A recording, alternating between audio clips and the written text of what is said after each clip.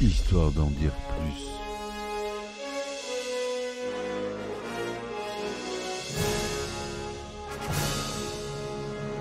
Eh ben attendez, on est en France. Allez, cul sec. Hop.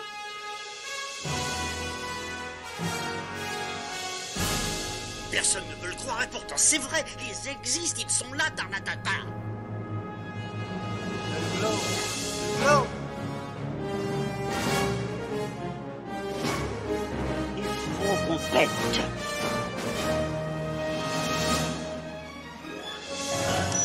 Voyons, le circuit branché, convecteur temporel temporisé. Bonjour, bienvenue sur Histoire d'en dire plus. Aujourd'hui, on parle d'un Stallone. Un Stallone qui l'a un peu sorti de la mouise au moment où il est sorti de plusieurs échecs. Mr. Stallone. Un bon film d'action qu'on aime. Un film qui est devenu culte au fil des ans. Vous aurez reconnu dans le titre. Cliffhanger. Allez, c'est parti mon kiki. Alors, Cliffhanger, traque au sommet en français. Enfin, c'est Cliffhanger, traque au sommet en français. Est un film d'action réalisé par Renny Harlin et sorti en 1993.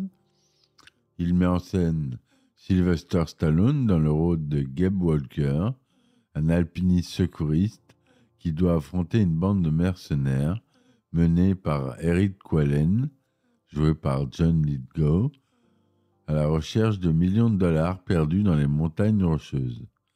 Le film a été présenté hors compétition au Festival de Cannes et a connu un succès commercial. Malgré des critiques mitigées, il a été tourné principalement en Italie, dans les Dolomites, avec l'aide de cascadeurs professionnels et d'hélicoptères. Le film a été produit par Carolco Pictures, en association avec le studio Canal+, Pioneer Corporation et RCS Vidéo. Il a bénéficié d'un budget de 70 millions de dollars et a rapporté plus de 250 millions de dollars dans le monde. Il a été nommé pour 3 Oscars, dont celui du meilleur son, meilleur montage sonore. Le film est considéré comme un classique du genre et a marqué le retour de Stallone après plusieurs échecs dans la comédie. Présenté hors compétition en avant-première au Festival de Cannes 93, il marque le retour sur le devant de la scène de Sylvester Stallone. Une suite est annoncée, mais elle ne verra jamais le jour. Donc le titre original c'est Cliffhanger tout court. Hein. Le titre français Cliffhanger traque au sommet. Le titre québécois La falaise de la mort. J'adore. Ils sont toujours géniaux les titres québécois. Oui, ils traduisent littéralement, mais Cliffhanger c'est pas ce que ça dit. Donc, Cliffhanger c'est celui qui il tient au-dessus de la falaise. Donc c'est pas la falaise de la mort. D'habitude ils traduisent littéralement, mais là non. Donc, on a dit à la réalisation, on a Renny Harlin, un bon réalisateur. Au scénario, Michael Franz et Sylvester Stallone, d'après une idée de John Long. La musique est de Trevor Jones. Il est sorti aux États-Unis le 28 mai 1993 et en France le 6 octobre 1993. Sylvester Stallone, doublé par Alain Dorval, il joue Gabe Walker, alpiniste secouriste. John Lithgow, doublé par Dominique Collignon-Morin, et joue Eric Quellen. Michael Rooker, un autre acteur qu'on a vu dans beaucoup de films, joue Al Tucker. Pour les rôles féminins, on a Janine Turner qui joue Jessie Degan. Caroline Goodall qui joue Christelle, la compagne de Quellen. Et sinon, pas d'acteur très connu, mais qu'on a déjà vu sur ce genre de film. Sylvester Stallone est à l'époque sous contrat pour plusieurs films avec Carolco Pictures, dont une comédie intitulée Bartholomew versus Neff, de John Hughes quand même, avec John Candy. Donc ça aurait pu donner quelque chose de bien. Le second projet est Isobar, un film de science-fiction horrifique qui intéresse des réalisateurs comme Ridley Scott et Roland Emmerich. Un autre projet Carolco est un film catastrophe intitulé Gale Force, réalisé par Renny Harlin. La première version du script est signée par David Schaap en 1984. 6 autres versions seront écrites entre 87 et 89. Carolco achète alors le script final pour $500,000 avec un bonus de $200,000.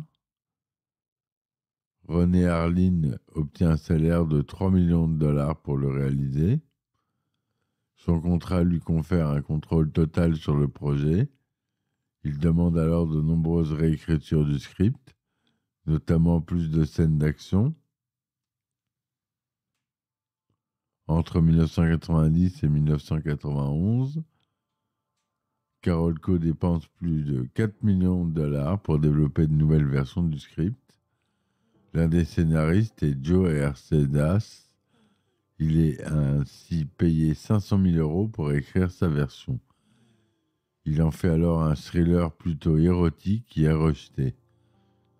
En raison des dépenses qui s'accumulent, Carolco abandonne le projet seulement 2 semaines avant le début supposé de la production. Renny Harlin conserve son salaire et décide malgré tout de continuer à travailler avec Sylvester Stallone. Il se focalise alors sur un cliffhanger, un autre projet Carolco, au budget de $70 millions. L'idée du film est imaginée par l'escaladeur et auteur John Long. Le scénario est ensuite écrit par Michael France et Sylvester Stallone.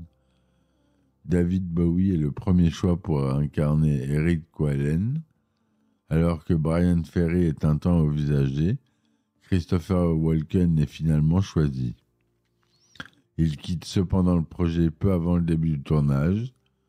John Lithgow est alors engagé, tout juste avant le tournage. Le rôle de Jesse Degan est proposé à Dana Delany. Pour le tournage a eu lieu d'avril à août 1992, principalement à Cortina d'Ampezzo, une ville italienne des Dolomites. Le pont utilisé dans la scène d'introduction est celui de la Via Ferrata Ivano di Bona. Les sommets des Tofane ont servi de cadre à plusieurs séquences d'escalade. En Italie, l'équipe tourne également dans les studios Cinecittà, les fameux de Rome, studio très célèbre dans les années 50, 40, 60. Le tournage a également lieu à Durango, dans le Colorado. La production a également pu tourner dans une réserve de la tribu des Utes, dans le Colorado. Et pour les scènes d'escalade, Sylvester Stallone est doublé sur le tournage par Ron Koch et Wolfgang Gulich, deux stars de l'escalade acrobatique. Le résumé du film. Le film commence par une scène où Gabe Walker, un secouriste en montagne, tente de sauver une femme suspendue à un câble entre 2 hélicoptères. Malgré ses efforts, la femme glisse de son harnais et tombe dans le vide, sous les yeux horrifiés de son mari, Al Tucker, qui en veut à Gabe de ne pas avoir réussi à la sauver. 8 mois plus tard, Gabe revient dans les montagnes rocheuses pour récupérer ses affaires et quitter définitivement la région. Il retrouve Al, qui lui fait toujours la tête, et Jessie Dagan, sa petite amie et pilote d'hélicoptère. Alors qu'il s'apprête à partir, il reçoit un appel de Walter Wright, un agent du Trésor américain, qui lui demande de l'aide pour retrouver un avion qui s'est écrasé dans les montagnes avec une cargaison de $100 millions en billets non marqués. Gabe accepte à contre-cœur de guider Walker et son équipe, composée de Travers, Kynette, Crystal, Delmar, Ryan et Frank. Il ignore qu'il s'agit en fait d'un groupe de mercenaires qui a abattu l'avion pour voler l'argent. Ils ont réussi à récupérer 3 valises contenant des billets, mais l'une d'entre elles s'est échappée lors du crash et a atterri sur un sommet enneigé. Gabe et Old se rendent sur les lieux du crash avec Walter et Travers. Ils découvrent que les pilotes ont été tués par balle et que l'avion est vide. Walter révèle alors sa véritable identité et prend Hal en otage. Il ordonne à Gabe de retrouver la valise manquante en échange de la vie de son ami. Gabe n'a pas le choix et part à la recherche de l'argent. Il parvient à localiser la valise grâce à un émetteur, mais il est attaqué par Kynette et Ryan qui le poursuivent en motoneige. Il réussit à les semer et à se cacher dans une grotte. Il contacte Jesse par la radio et lui explique la situation. Jesse prévient les autorités et part avec Frank pour rejoindre Gabe. Pendant ce temps, Walter et Travers torturent Hal pour savoir où se trouve Gabe. Ils le menacent de le jeter dans le vide s'il ne coopère pas. Hal résiste et leur dit qu'il ne sait rien. Walter décide alors de le tuer, mais Gabe intervient à temps et sauve Hal. Il affronte Walter et Travers, mais il est blessé par balle. Il parvient néanmoins à s'enfuir avec Hal en emportant la valise. Gabe et Hal se réfugient dans une cabane abandonnée. Ils soignent leurs blessures et se réconcilient. Ils décident de se battre contre Walter et ses hommes pour les empêcher de s'échapper avec l'argent. Ils utilisent la valise comme appât pour les attirer dans un piège. Jesse et Frank arrivent à leur tour à la cabane. Ils sont accueillis par Christelle qui se fait passer pour une randonneuse perdue. Elle tente de les tuer, mais elle est abattue par Frank. Jesse découvre alors que Frank est en fait un traître qui travaille pour Walter. Il lui tire dessus et la laisse pour morte. Gabe et Hal entendent les coups de feu et reviennent à la cabane. Ils trouvent Jesse blessée mais vivante. Ils la mettent en sécurité dans un hélicoptère abandonné et repartent affronter Walter et ses hommes. Ils réussissent à éliminer Delmar, Kynette et Ryan au cours de diverses confrontations sur les sommets escarpés. Ils récupèrent les 2 autres valises contenant de l'argent. Walter et Travers tentent alors de s'enfuir avec un hélicoptère qu'ils ont appelé en renfort. Gabe et Hal les attrapent et s'accrochent à l'appareil. Ils se battent avec Walter et Travers dans les airs. Gabe parvient à faire tomber le Travers qui s'écrase au sol avec une valise. Hal réussit à maîtriser Walter et à le jeter hors de l'hélicoptère avec la dernière valise. Gabe et Hal prennent le contrôle de l'hélicoptère et retournent à la cabane. Ils retrouvent Jesse qui a survécu à sa blessure. Ils s'embrassent et se réjouissent d'avoir vaincu Walter et ses hommes. Et ils s'envolent vers la civilisation, laissant derrière eux les 100 millions de dollars dispersés dans les montagnes. Voilà pour le résumé de ce film intense, qui est vraiment superbe. Moi, j'ai adoré ce film. En France, il a fait plus de 2 653 000 entrées pour une recette mondiale de 255 millions de dollars, dont 84 aux États-Unis. Il a eu la récompense de l'ASCAP Film Television Music Award 94 du meilleur box-office de film. Meilleur film scène d'action pour les MTV Movie Awards de 94. Il a été nominé. Quelques petites anecdotes. Le film est dédié à Wolfgang Güllich, un grimpeur professionnel allemand qui a doublé Sylvester Stallone pour le film. Il est décédé d'un accident de la route en août 92, peu après la fin du tournage. Le film est cité dans le livre Guinness des records pour la cascade aérienne la plus chère. Simon Crane est payé $1 million pour ce saut d'un avion à un autre à une altitude de 4600 mètres. Le début du film est parodié par Jim Carrey au début du film Ace Ventura en Afrique en 1995. Dans une scène du film Les Rivières pourpres de Mathieu Kassovitz, sorti en 2000, Vincent Cassel cite le film Cliffhanger, l'atmosphère du lieu de la scène étant lugubre. Quand je vous disais qu'il y avait une suite, en 1994, Tristar annonce vouloir produire la suite, alors intitulée The Dam, ou Cliffhanger de The Dam. L'intrigue voyait alors le personnage de Sylvester Stallone, Gabe Walker, affronter des terroristes ayant pris le barrage Hoover. Le projet ne se concrétisa pas. Une nouvelle tentative sera évoquée en 2008 sans succès.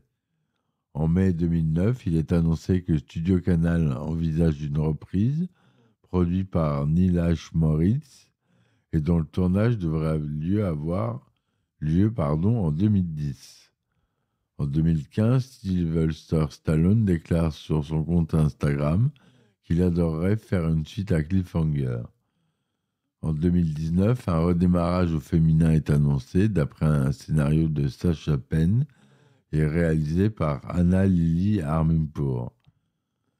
Et en avril 2021, Sylvester Stallone confie sur Instagram une annonce prochaine au sujet de Cliffhanger. Toutefois, l'acteur explique qu'il ne s'agit pas d'une suite. En mai 2023, il est annoncé qu'une suite du film est en cours de préparation avec Sylvester Stallone. Alors peut-être, ça c'est les dernières news, qu'on va avoir un deuxième film. Voilà, j'espère que cette chronique vous aura plu, mes amis. N'hésitez pas et surtout n'oubliez pas qu'à la fin du mois, là où vous m'écoutez le plus en ce moment, je le vois dans les chiffres de mes rapports, vous êtes sur une plateforme qui va s'éteindre avant la fin du mois et le podcast ne sera plus disponible. Mais il existera toujours sur les autres plateformes comme Apple Podcast, Google Podcast, Spotify, Deezer, Amazon Music. Vous tapez Histoire d'en dire plus podcast dans Google et vous trouverez un moyen très facile de l'écouter gratuitement. Il est aussi sur les sites comme Écouter en ligne, Radio en ligne, Podcast France. Je suis référencé dans les annuaires de podcast, donc vous me trouvez facilement. N'oubliez pas ça, mes amis, parce qu'il y a encore beaucoup de lectures faites sur l'ancienne adresse. J'insiste. Je vous remercie de m'avoir écouté. Si vous voulez me supporter, vous avez les différentes plateformes en description. Vous avez le droit à des épisodes inédits, je le répète à chaque fois. Merci encore. À bientôt. Et ciao, ciao. Histoire d'en dire plus.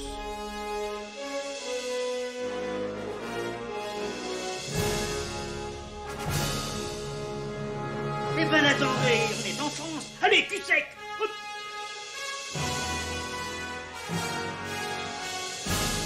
Personne ne veut le croire et pourtant c'est vrai. Ils existent, ils sont là, Tarnatata. Glow. Il faut qu'on pète.